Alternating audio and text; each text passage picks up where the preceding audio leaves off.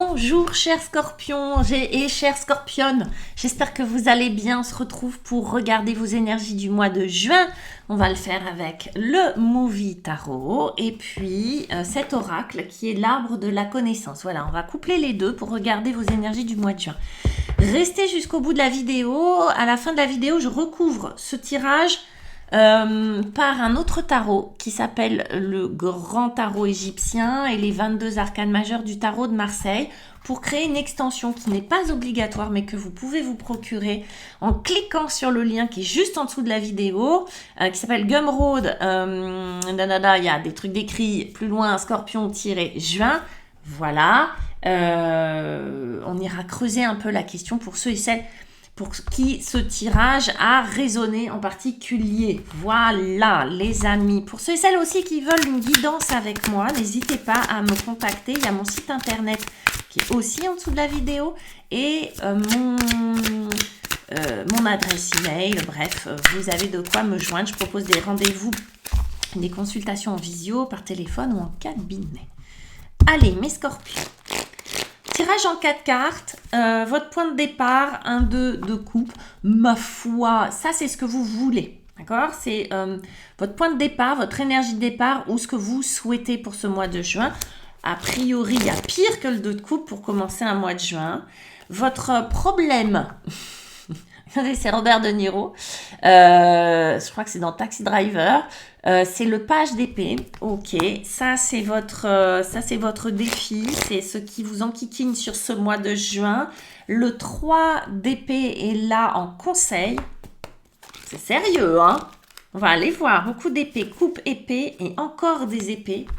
Et un 6 d'épée pour terminer ce mois de juin. Ok, avec l'oracle. L'arbre de la connaissance. C'est très bleu, les scorpions. Votre jeu, il est bleu. C'est la couleur du mois de juin pour vous, c'est le bleu, les scorpions. Avec l'arbre de la connaissance, on a le monde universel. Tac, tac. J'ai oublié son nom à ce symbole-là de l'infini. Vous me le direz en commentaire. On a la mémoire. Ok, avec le page d'épée qui vous pose problème. Vous avez la nature essentielle avec ce 3 d'épée et avec ce 6 d'épée. Il n'y a que des épées. Hein. Vous allez être aérien et aérienne, les amis. Vous avez le vide. Juste, vous avez en d'autres decks, je vous le montre parce que j'aime bien. Allez, je vous montre les deux là qui ressortent quand même. Vous avez le monde et les amants. Je vais les laisser de côté parce que ça résonne quand même avec ce que vous avez là. Le 2 de coupe, ce que vous voulez, vous, c'est du love. C'est d'être connecté à votre âme sœur. Votre âme sœur, ça peut être plein de choses, plein de personnes, enfin plein de personnes. C'est une personne, en principe, c'est une personne.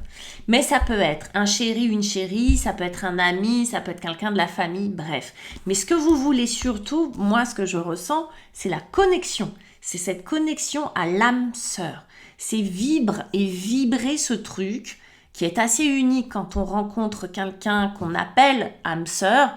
C'est pour désigner un ressenti, c'est pour désigner une capacité d'être en lien avec quelqu'un.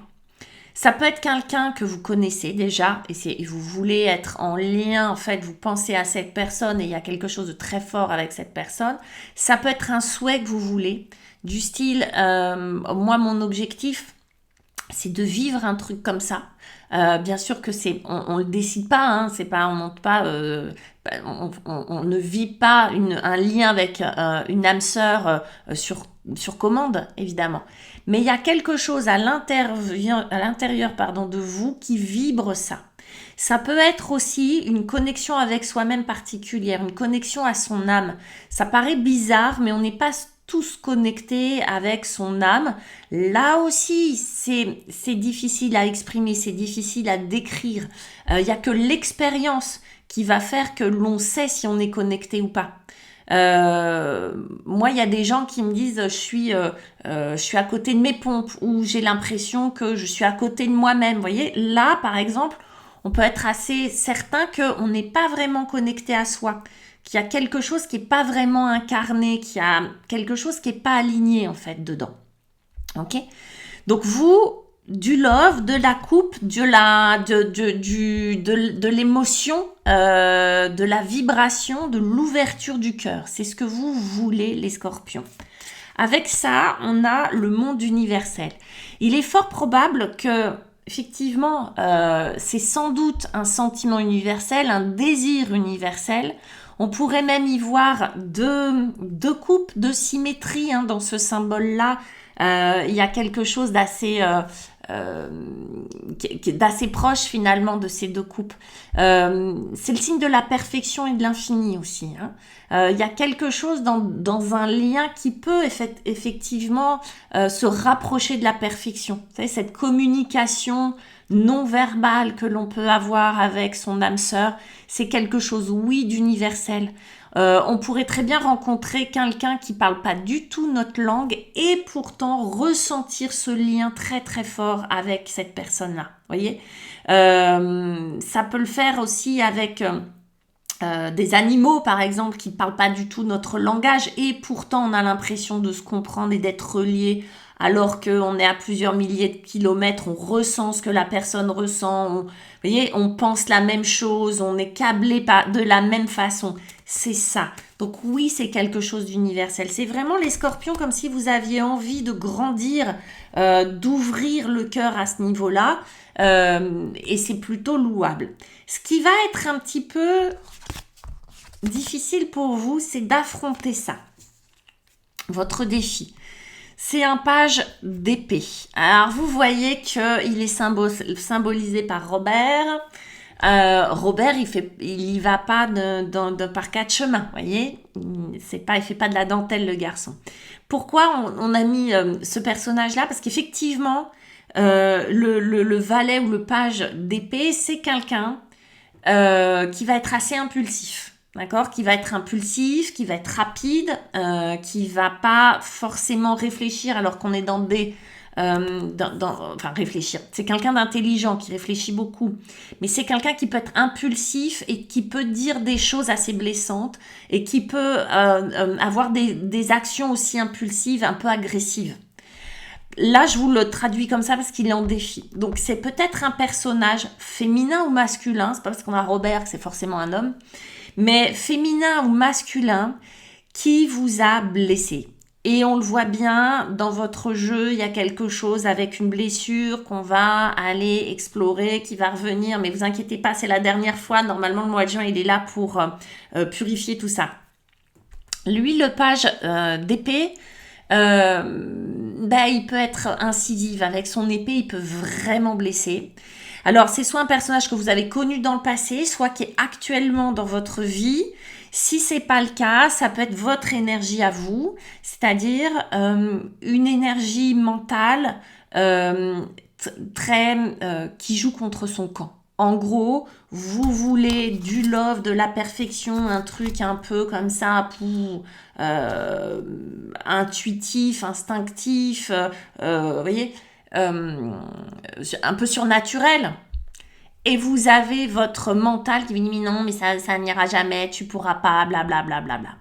C'est soit l'un, soit l'autre, ou les deux. Parce que effectivement, quelqu'un a pu vous blesser dans le passé et vous pouvez avoir une certaine appréhension de rejouer ou de revivre la même chose si vous rencontrez quelqu'un avec la personne de votre cœur. Ok ? Et puis avec ça, on a la mémoire. C'est pour ça que j'ai l'impression que c'est quelque chose du passé. Parce que j'ai l'impression que ce page d'épée, il fait partie du passé et que je pense pas que vous ayez des problèmes de mémoire. Je pense que au contraire, il y a quelque chose qui est très présent à l'intérieur de votre mémoire, qui est cette espèce d'accident, vous voyez, dans le carré, cette espèce de symbole là, de dérapage, ce coup d'épée peut-être dans votre mémoire qui revient. Okay, qui n'arrive pas à être classé, qui n'arrive pas à être digéré comme toutes les choses qui nous arrivent, mais qui est particulièrement imprimé dans votre mémoire. Là, il y a peut-être des scorpions qui sont presque, peut-être même dans quelque chose d'un peu traumatique vis-à-vis de quelqu'un ou vis-à-vis d'une personne ou vis-à-vis de quelque chose qu'on leur a dit. Quelque chose de blessant ou qui les a particulièrement marqués. Ça peut remonter à très très loin, Il n'y a pas, hein. Mais peut-être que ce truc-là ressurgit de temps en temps, peut-être qu'il a influencé ou qu'il influence la façon d'aimer ou d'être aimé ou d'envisager une relation affective. Bon, comment on s'en sort, les gars?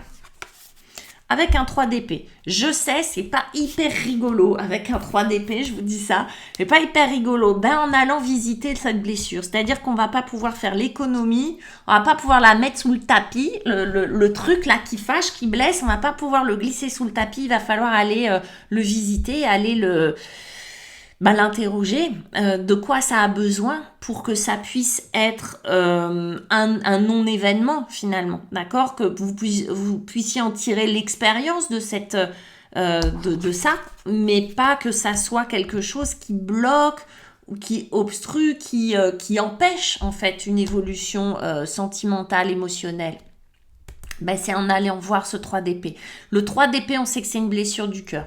Ok, on va parler du cœur. Hein. Là, ce 2 de coupe nous parle du cœur, de l'ouverture du cœur. Ça nous parle d'une blessure au niveau du cœur.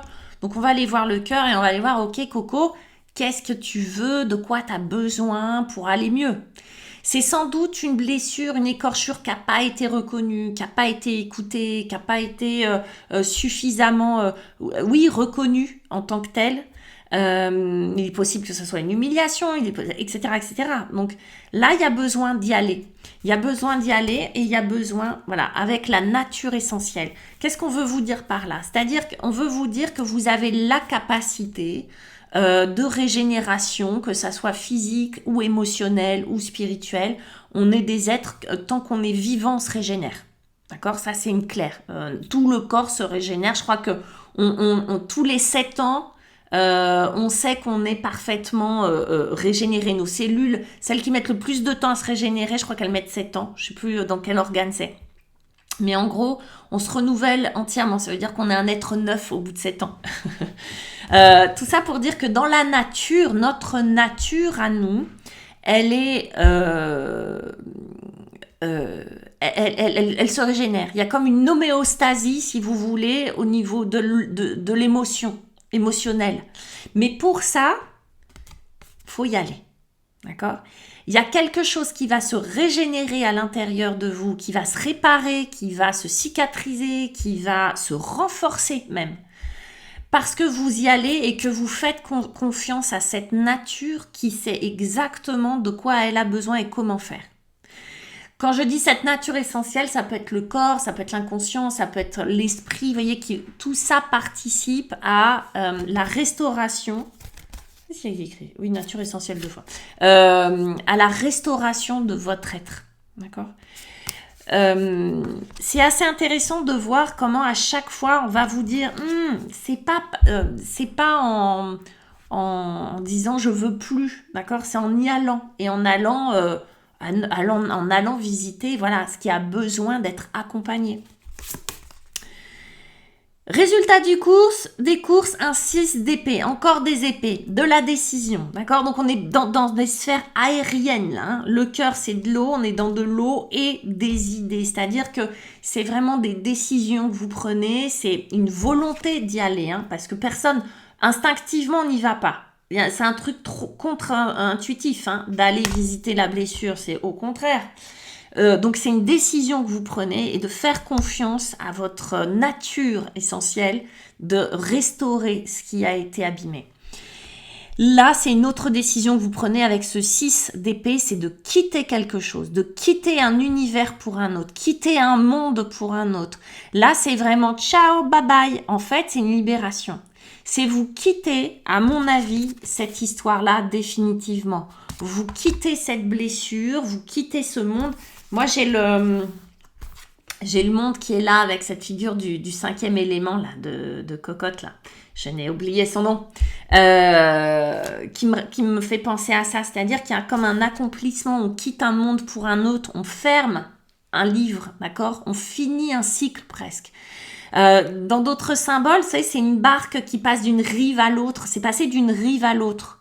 D'accord? Une barque, ça flotte sur les eaux. Les eaux, ce sont les émotions. Mine de rien, c'est prendre la décision de se transformer émotionnellement. Alors, il y a la décision, puis après, il y a à laisser le corps faire, laisser cette nature essentielle. Mais il y a vraiment ça. Je quitte le passé. Je quitte ce que j'ai appris qui était négatif pour moi pour rentrer dans quelque chose de beaucoup plus vertueux. Ok ? Et on a le vide. Alors, que veut nous raconter ce vide-là ? Il nous parle d'espace. Ce vide va nous parler d'espace où tout est possible. Ce vide, c'est juste la blessure qui n'est plus. Si vous ôtez, si vous vous débarrassez, si on se débarrasse des mots qu'on fait mal, des actes qu'on fait mal, qui ont fait du mal, vous voyez, que l'on portait en fait à l'intérieur, si on se débarrasse, si on quitte ça, si on quitte cette blessure-là, qu'est-ce qui reste? Du vide, de l'espace. D'accord? Et dans cet espace, tout est possible. Dans cet espace, pour ça je vous montre quand même, parce que c'était mignon d'avoir. Dans cet espace, il y a l'occasion d'y mettre peut-être de l'amour. Ok ? De l'amour, ça c'est le deuxième symbole de la rencontre avec l'âme sœur. Les amants, c'est vraiment faire le choix de prendre soin de soi, et en prenant soin de soi, de se choisir soi en premier, vous allez plus facilement rencontrer quelqu'un qui vous respectera en fait. Et sera connecté à vous, et plus vous serez aligné, plus vous prendrez soin de vous, plus vous serez aligné, plus vous allez vous connecter à vous-même, à votre âme, vous allez lui faire du bien, vous allez répondre à ses besoins. Si vous répondez à ses besoins, elle va répondre aux vôtres, et c'est un cercle vertueux, d'accord ? Là, cet espace va pouvoir permettre de le remplir avec de l'amour, avec des valeurs qui sont importantes pour vous, plutôt que d'être parasité par une vieille blessure qui tiraille un petit peu quand même. Voyez les scorpions, le programme. On va regarder un petit peu. Restez, on regarde un peu ce que nous propose le tarot égyptien et les 22 arcanes majeurs du tarot de Marseille quand on recouvre ce tirage pour voir un petit peu la suite. Et puis après, vous choisirez si vous me rejoignez sur le lien qui est juste en dessous. Dites donc, cette fois, c'est un cavalier d'épée. Vous restez dans l'énergie des épées. Il y a le militaire. C'est le militaire, lui. C'est le cavalier d'épée. Ok. Là, c'est avec vous. D'accord? Lui, il bosse avec vous. Il est dans votre camp. Il est dans votre équipe. En revanche, on a le chagrin, les amis. Avec c'est le battleur. D'accord? C'est le battleur, il a écrit le chagrin. On va aller voir. Ça paraît un peu logique dans votre lecture là. Ok, un as de coupe avec la réception. C'est mignon parce que les noms sur ce tarot là, c'est un petit peu désuet. Vous savez, je les aime bien ceux-là aussi. Et puis on a la force. Ok, arcane majeur. Les amis, on a 2 arcanes majeurs, un cavalier et un as de coupe. Ok, la suite risque d'être assez sympathique à aller décrypter, à aller voir. Avec, on a le pendu, avec notre cavalier d'épée, ça dans la posture de ce qui va vous aider dans voilà, vous voyez le monde, on l'avait tout à l'heure. Ça c'est l'obstacle, c'est ce qu'il faut surmonter. Vous avez le monde et vous avez le battleur qui est un numéro 1, les amis. On a tout à surmonter. On a le jugement avec l'as de coupe. Et puis avec la force, on a le fou. Ça ne m'étonne pas. Allez, on va se libérer de quelque chose et on va en profiter, les scorpions. Je vous dis à tout de suite pour ceux et celles qui décident de me suivre. Pour les autres, gros bisous, likez, laissez-moi vos commentaires, laissez-moi vos partages, vos expériences me touchent beaucoup à chaque fois. Je suis heureuse de vous lire. Partagez cette vidéo avec des scorpions que vous connaissez. Bref, je vous laisse faire, je vous embrasse et à très vite.